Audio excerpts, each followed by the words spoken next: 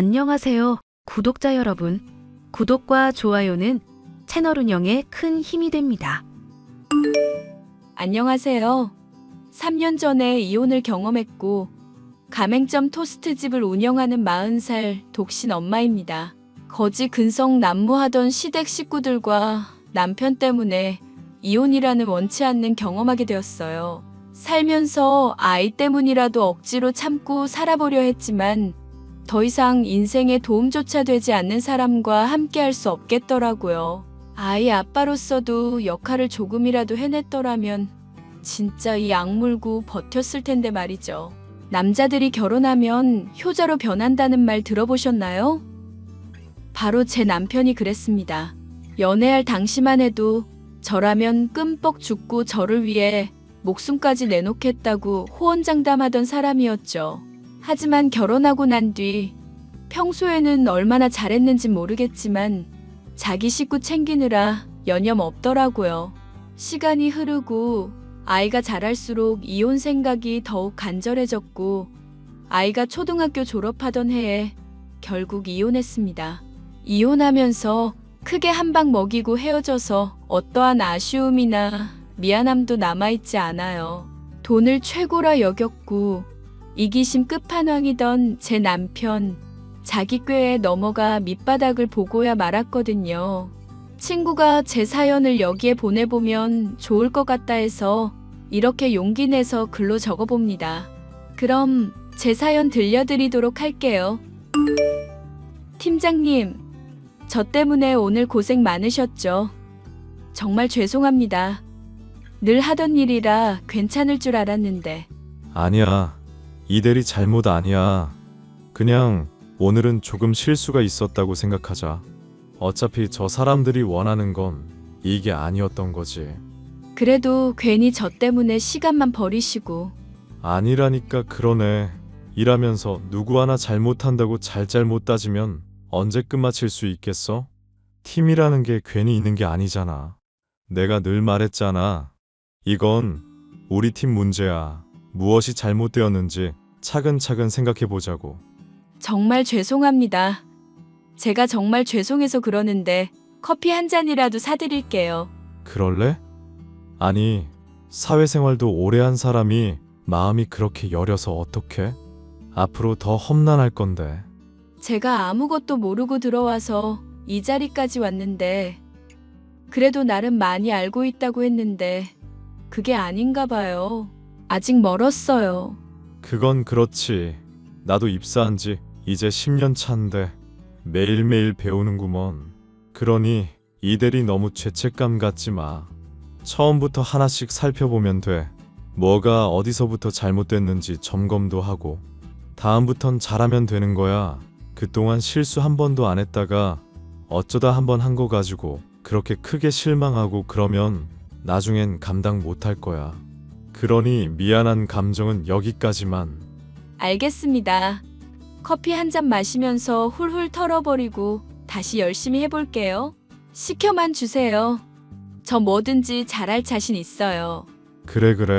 그나저나 이대리 올해 나이가 어떻게 되지? 저 올해 25살입니다. 아, 맞다. 고등학교 졸업하고 바로 입사했다고 했지? 그래도 실력이 아주 대단해. 우리 회사 들어오기 힘든 회사인데 턱 한이 붙고 말이야. 부모님이 아주 자랑스러워 하시겠네. 아니에요. 좋아해 주실 부모님도 안 계시는걸요? 내가 말 실수했다. 이대리 정말 미안해. 아니에요. 저 고등학생 때 돌아가셨어요. 그래서 대학보다는 돈 버는 게 우선이라 생각해서 대학 공부 때려치우고 자격증만 파고들었어요. 아, 그랬구나. 난 그런 것도 모르고. 아무튼 내가 실언했네. 미안해. 아니에요. 그게 뭐 별일이라고. 하하. 지금 이렇게 잘 살아있으면 된 거죠. 어렵게 준비해서 들어온 만큼 뼈를 묻어야겠어요. 그래. 내가 힘 닿는 데까지 도와줄게. 오늘 야근해야 할 수도 있는데 가능해? 안 피곤하겠어? 네, 당연하죠. 제가 친 사고가 있는데요. 야근은 각오하고 있습니다. 그래.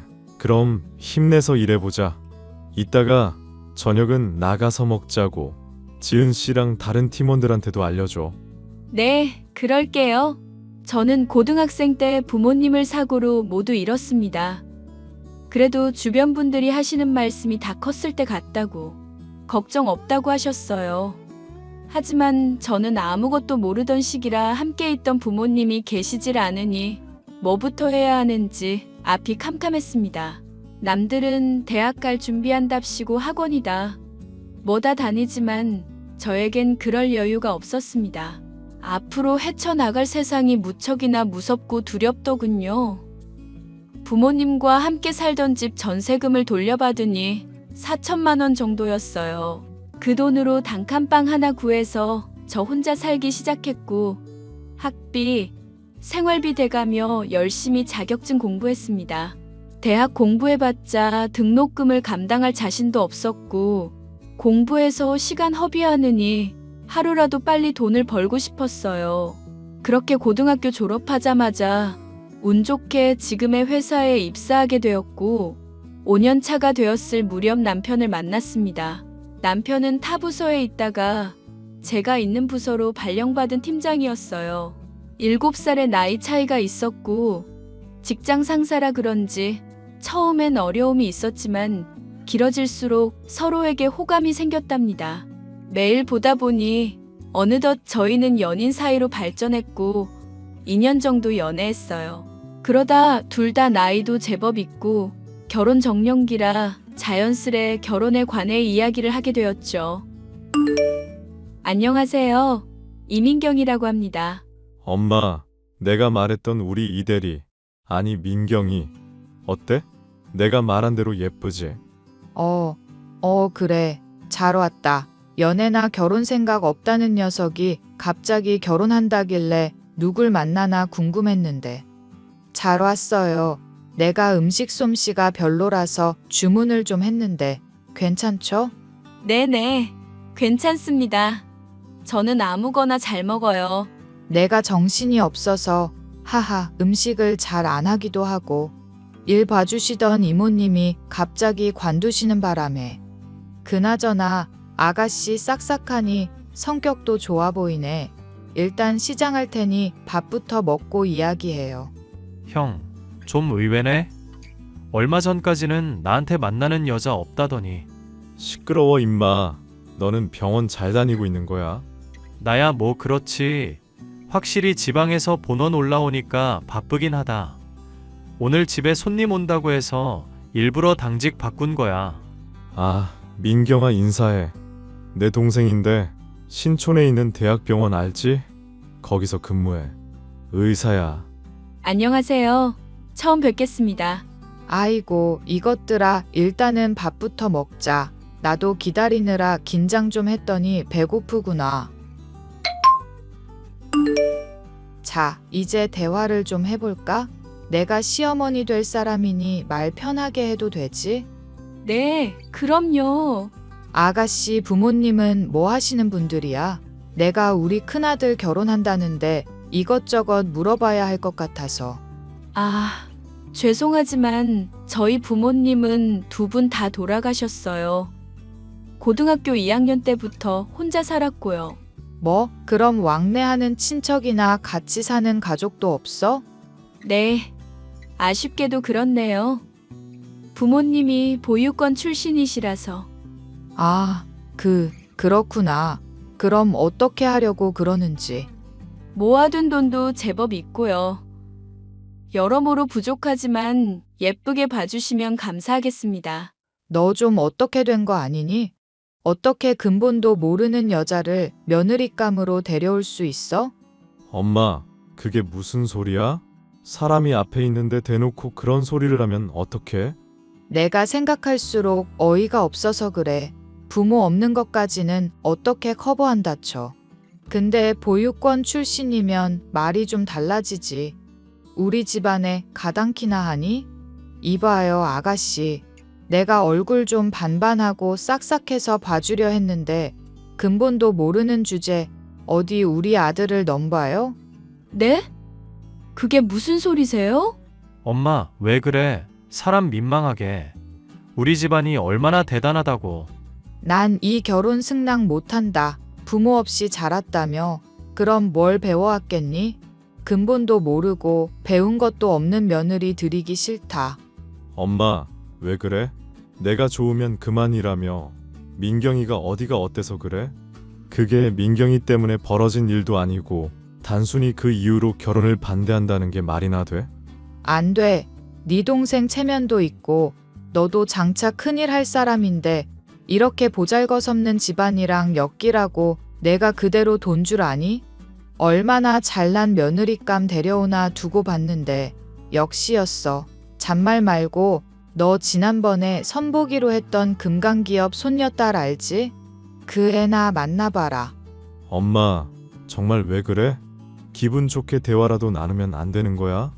기분 좋을 리가 있냐? 어디서 이런 걸 데려와서는.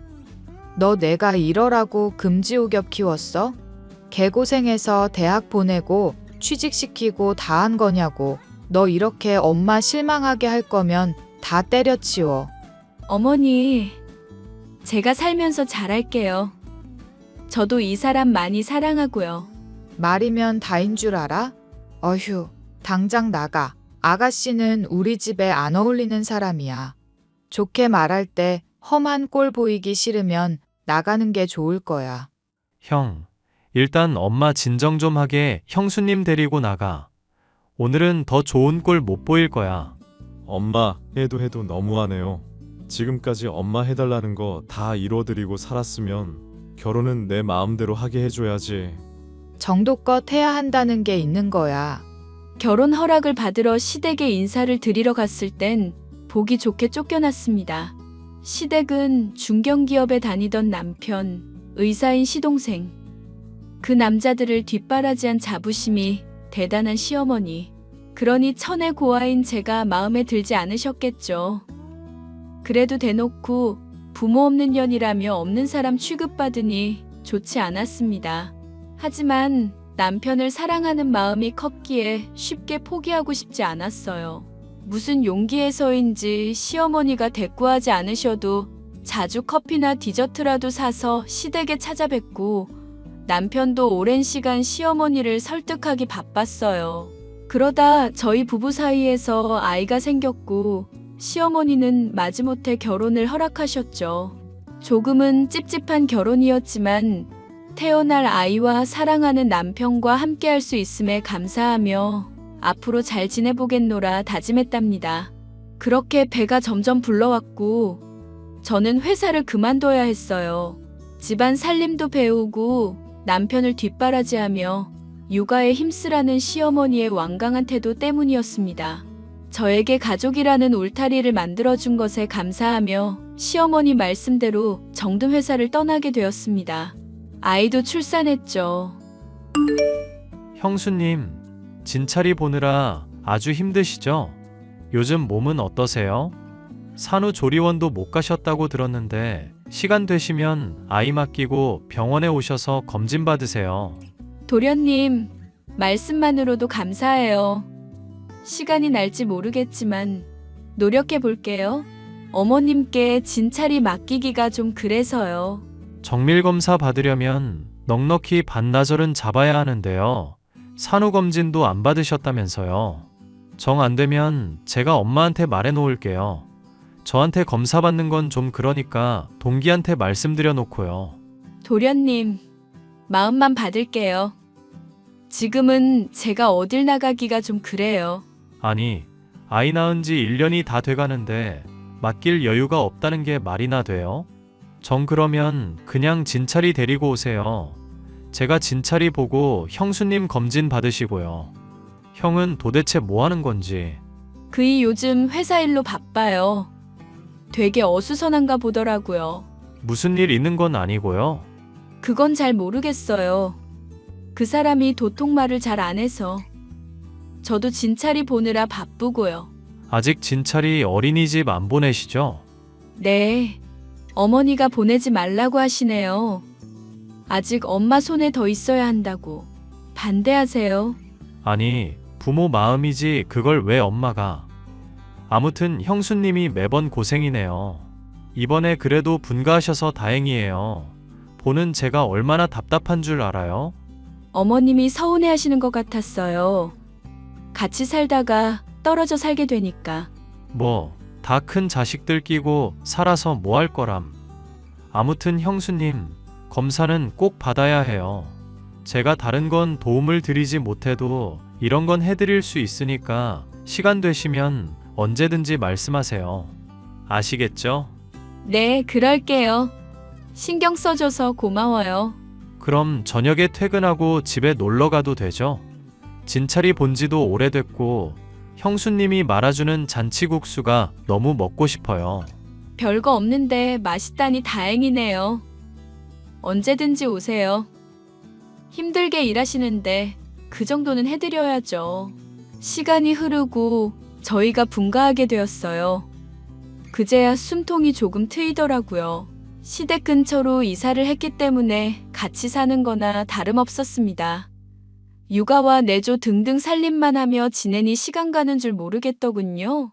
아이는 어느덧 유치원에 다닐 나이가 되었고 시집살이도 어느 정도 적응되었을 무렵 남편이 밖으로 나돌기 시작했습니다. 10년 넘게 잘 다니던 회사도 사업을 해보겠다며 한마디 상의도 없이 그만둬 버렸고요. 시어머니는 다 뜻이 있겠지 하며 그저 우리 큰아들 하셨을 뿐입니다. 저는 자식도 있고 살림하는 입장이라 그런지 남편의 행동이 굉장히 무책임해 보였고 조금은 실망스러웠어요. 그래도 무언가에 도전한다는 게 다 잘 먹고 잘 살자는 취진이 나쁜 건 아니었기에 묵묵히 바라봐 주었습니다. 남편은 퇴직금이며 비상금이며 모아둔 돈을 사업자금으로 쓰겠다고 했어요. 하지만 보기 좋게 시도했던 사업은 말아먹었고 시댁 돈까지 끌어다 쓴 상황에 급격히 가세가 기울기 시작했습니다. 아이고, 일을 어쩐다느냐, 응? 제가 면목이 없어요. 엄마 죄송해요. 형, 그러게 뭐라고 했어. 무리하게 시도하지 말라고 했지? 10년 넘게 회사에서 일만 하던 사람이 갑자기 무슨 사업이야? 몇십 년 준비해도 성공할까 말지한 게 사업인데 형이 무슨 재주를 부려서 그놈의 사업을 한다고. 내가 다 잘 먹고 잘 살려고 했던 거지. 누가 당연히 망할 거라고 생각하고 하냐? 그만하세요, 다들. 그런다고 망한 사업이 성공하는 건 아니잖아요. 지금이라도 다시 잘해볼 생각해야죠. 야, 너는 안 사람이라는 사람이 말이다. 남편 길을 죽이면 안 되는 거야. 제가 뭘 했다고 그러세요? 제일 속상한 건 저라고요. 아무 말 안 하고 참고 있으니까 호구 같아 보이세요? 어머, 너 지금 시어머니한테 말하는 폰 좀 봐라. 너는 집에서 살림만 하면서 뭘 안다고 지랄이야? 어머니, 저 이 사람이 생활비 제대로 갖다 준 거 못 봤어요. 맨날 이래저래 어머니 드린 거 모를 줄 알아요? 그래도 어떻게든 살아보겠다고 진찰이 어린이집, 유치원 보내놓고 아르바이트 다녔고 겨우 생활비 마련했고 손 안 벌리고 살았어요. 당신한테도 내가 면목이 없어. 그동안 너무 힘들게 해서 미안해. 말은 바로 하자. 그 빚 다 누가 갚아야 하는 건데? 일단 엄마 사는 집 경매 넘어가는 건 내가 메꿀 거야. 더 이상 집에 손 벌릴 생각하지 마. 알겠어? 도련님도 병원 차리고 장가 가시려고 돈 모으신 건데 괜찮으시겠어요? 저 어차피 결혼 생각 없어요. 지금 이 상황에는 더더욱이요. 우선 엄마 앞으로 돼 있는 빚부터 갚고 형 앞으로 이어있는 건 어떻게든 해결해 봐야죠. 제가 퇴직금 받은 거랑 지금까지 모아둔 돈이 조금 있어요. 2억까지는 안 되는데 중간중간에 도련님이 알려준 주식으로 수익 본 것도 있고 어쨌든 지금 당장 급한 건 해결할 수 있을 것 같네요. 진찰이 키우고 하려면 그 돈 쓰지 마요. 내가 벌어서 갚는 게 빠르니까요. 어떻게 도련님 혼자 고생시켜요. 그러지 말고 제가 도울게요. 저도 이 집 식구잖아요. 그래, 네가 간만에 옳은 일 좀 하는구나. 지금까지 제 역할 한 적 없는 것 같은데. 여보, 그런 걸 왜 지금까지 말 안 했어? 혼자 잘 먹고 잘 살겠다. 이거야? 엄마, 말 좀 가려서 해. 형은 더 할 말 없어야 하는 거고. 그래. 여보 정말 미안해. 부탁 좀 할게. 이번이 처음이자 마지막이에요. 나도 더는 못 해줘요. 그리고 당신 막노동이든 뭐든 악착같이 일해요. 나 이 돈 그냥 못 빌려줘. 알겠어. 정말 고마워. 내가 여보 없으면 어떻게 사나 몰라. 진찰이 생각해서라도 내가 더 열심히 할게. 저는 그동안 모아두었던 돈을 모두 털어 남편의 빚을 갚아주었습니다. 물론 당장 생활할 여윳돈은 남겨두고 일을 하면서 부지런히 갚아나가야 하는 돈도 있었죠. 시동생과 제 돈을 모두 긁어모으다시피 해서 빚을 해결했고 남편은 처음 2년 정도는 미친 듯이 일만 했습니다. 하지만 형편이 조금씩 나아지기 시작하자 언제 그랬냐는 듯이 해이해진 모습을 보이더라고요. 시동생의 도움으로 시작한 주식도 계속하다 보니 재미도 있고 제 나름대로 공부도 해서 꾸준히 수익을 보고 있었습니다. 그러다 부동산에 투자를 해보기로 했고 재개발 소문이 돌던 동네에 있는 작고 낡은 빌라 하나를 구매했어요. 모든 식구에게 비밀로 했고 여전히 일을 열심히 하며 빚을 갚아나가고 있었습니다. 그러다 주식으로 크게 수익을 보았고 1억 원 정도 되는 금액이 제 수중으로 들어왔습니다. 제가 주식을 한다는 걸 알게 된 남편은 저를 예의주시하고 있었고 조금씩 제 돈에 눈독을 들이더라고요. 그러다 시동생이 결혼을 하고 싶다며 예비 동서를 데려왔어요. 참 착하고 마음씨 좋은 사람이었습니다. 모전자전이라고 했던가요? 시어머니와 남편은 정신 못 차리고 조금씩 사치를 부리는 모습을 보였습니다. 그러다 제가 이혼을 결심하게 된 계기가 발생해요. 시동생 커플이 일하는 저 대신 딸아이와 놀아준다며 놀이공원에 데리고 갔는데 웬일인지 다급하게 전화가 오는 겁니다. 형수님, 지금 당장 응급실로 오세요. 저 진찰이 데리고 가고 있는데 수진이가 갑자기 쓰러졌거든요. 짐작할 수가 없어서 가자마자 검사할 거예요.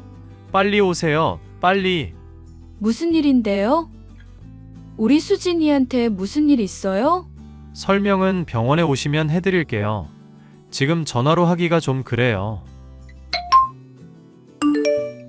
형수님, 수진이 병원에 입원을 좀 해야 할 것 같아요.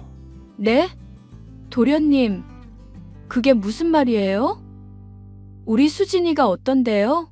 수진이 검사했는데 백혈구 수치가 비정상적으로 낮아요. 혈당 수치며 지금 호흡도 불안정하고. 그래서 뭔데요? 우리 수진이 아프면 안 되는데요. 수진이 혹시 증세 같은 거 없었어요? 코피를 쏟는다거나 갑자기 피곤해한다거나 이유 없이 정신을 잃는다거나. 그냥 유치원이랑 학원도 다니고 피곤한가 보다 했어요. 코피는 워낙 어렸을 때부터 자주 흘렸으니까 그러려니 했고요. 아니, 무슨 문제라도 있는 거예요? 말을 제대로 해주세요. 수진이 아무래도 급성 백혈병 같아요. 당장 골수이 시켜야 하고. 그거 저도 할 수 있는 거죠? 네? 맞기만 한다면 할 수 있죠. 저도 검사 받아볼 거예요. 담당 의사가 저랑 친한 교수님이니까 걱정하지 마세요. 그나저나 형은 왜 이렇게 연락이 안 되는지. 도련님, 우리 수진이 좀 제발 살려주세요. 우리 수진이 하나밖에 없는 내 딸 수진이. 형수님, 너무 걱정하지 마세요. 제가 꼭 살릴 거예요. 딸아이는 갑작스레 백혈병 판정을 받았고 골수 이식이 필요한 상황이었어요. 남편과는 어렵게 연락이 닿았고 꼬박 하루가 지난 뒤에야 병원으로 달려온 남편은 딸아이를 보더니 눈물을 흘리더군요. 하지만 얼마 뒤 그 눈물이 거짓 눈물이라는 사실을 알았어요. 바로 남편이 바람을 피우고 있던 겁니다. 게다가 저 모르게 사업을 해보겠다며 제3금융권에 2억이 넘는 돈을 대출받았더라고요. 일전에 빚을 갚아주면서 남편이 제게 쓴 각서가 있습니다. 다시는 돈 욕심 부리지 않고 사업하지 않겠다는 각서요. 가족에게 상처를 주는 행동을 할 시 이혼하는 것에 동의를 하기도 했고요. 그리고 남편은 저에게 충격적인 말을 건넸습니다. 그 와중에 다행인 건 딸아이와 제가 골수가 일치했고 수술도 성공적이었다는 겁니다. 예후도 좋고요. 어려서 그런지 회복도 빠른 편이었고 좋은 반응을 기대할 만하다는 담당 의사의 소견을 받았습니다. 여보, 나 할 말 있어. 수진이도 이제 건강해지고 있고 형진이도 곧 결혼한다는데 내가 1억 보태주기로 했어. 1억? 무슨 돈으로? 아, 어머님 돈으로? 작은 아들 결혼한다고 돈 좀 쓰셨네. 여기저기 일 다니시더니 제법 모으셨나 봐? 무슨 소리야? 당연히 우리가 해주는 거지. 당신이야말로 무슨 소리를 하는 거야? 도련님 결혼하는데 1억을 왜 우리 돈으로 해줘? 어머님은 뭐 하시는데? 엄마가 돈이 어딨어. 자식들이 다 잘났는데 누리고 사셔야지. 여유 있는 우리가 보태줘야지. 안 그래? 그러니까 그걸 누구 돈으로 하냐고. 당신 말이 왜 이렇게 안 통해? 당연히 우리 돈으로 해준다니까. 그동안 벌어서 모아둔 돈 있잖아. 당신 주식으로 성공해서 받은 돈도 있고. 그 돈이 내 돈이지 당신 돈이야? 진짜 웃기는 소리 하네. 아니, 그걸 다 떠나서 형진이 결혼하는데 한 푼도 안 보탤 생각이야? 어떻게 그럴 수 있어? 도련님이랑 이야기한 게 있거든. 내가 시댁 빚. 아니, 정확히는 당신 빚 갚아주면서 도련님이 혹여나 이런 문제 생기거든 단 한 푼 내주지 말라고 그러더라고. 그리고 내가 피땀 흘려 모은 돈인데 우리 돈 아니라고. 와, 당신 지금 돈 좀 있다고 유세 부리는 거야? 잘난 척 하는 거야, 뭐야? 우리 부부야, 부부라고. 그래, 부부니까 하는 말이야. 난 그럴 생각 없으니까 알아서 하든지 말든지 해. 난 이미 도련님이랑 이야기 다 끝냈어. 그리고 이왕 말이 나와서 하는 말인데 너 그 돈 받아서 그년이랑 쌀림 차리려고 그러지? 내가 당신 바람 피우는 거 모를 줄 알았어? 내가 바람을 피운다고. 그건 또 무슨 소리야? 너 낚시 동호회 나간다더니 거기서 만난 최연이라는 년 만나잖아. 너 나한테 각서 쓴 거 기억하니? 난 그대로 이혼할 거니까 각오해. 뭐? 야, 이 미친년이 뚫린 입이라고 함부로 말하네. 미친년? 나는 욕 못하는 줄 알아? 너 수진이 쓰러져서 사경 헤맬 때 그년 만난 거 다 알아. 네가 애 아빠 맞아? 그래, 나 사랑하는 사람 생겼다. 수진이는 수진이고 남자가 바깥일 하다 보면 여자도 만나고 그럴 수 있는 거지. 너 조선시대면 네가 이혼당했어. 이 새끼 진짜 사람 새끼 아니네? 넌 당장 이혼이야.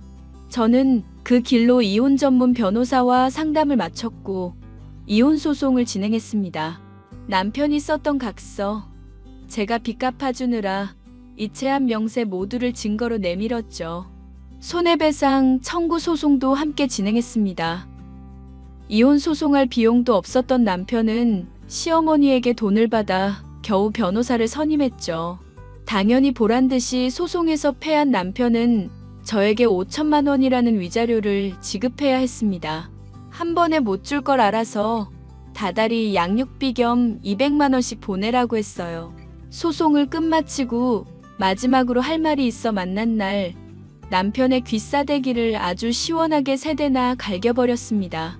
이혼하고 나서는 남편은 대출금을 갚지 못해 온갖 일을 하기 시작했고 그래도 마지막 도리를 하는지 매달 200만 원씩 꼬박 보내더라고요. 그렇게 지금까지 양육비만 받는 사이로 지내오고 있고 아이가 남편을 거부하는 탓에 시동생 부부랑만 종종 만나는 정도입니다. 저는 아이를 데리고 집을 나와 방 3칸짜리 빌라를 얻었고 부촌은 아니지만 둘이 살기엔 아주 넉넉하고 좋은 곳이죠. 그러고는 토스트집을 차렸습니다. 학교 앞이라 수완도 좋고 아이 돌보기에 제격이더라고요. 3년이라는 시간이 지난 지금 남편은 반성을 한 건지 아이를 핑계로 가끔 가게에 찾아오곤 하는데요. 저는 달갑지 않고 사랑하는 마음도 전혀 남아있질 않지만 아이 생각해서 내색 안 하고 있습니다. 제 사연 어떠셨나요? 너무 파란만장하지 않았나요?